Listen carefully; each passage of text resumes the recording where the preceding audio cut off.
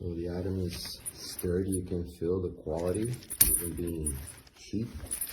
And I'm gonna use for my bike, so it's not gonna scratch it. I already tested. And yeah, for now, I'm super recommended. I just got it.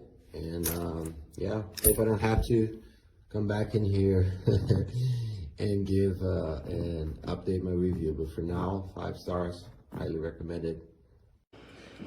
It is a fairly long chain, cheap plastic. And this part you would think would be like better if it was very cheap.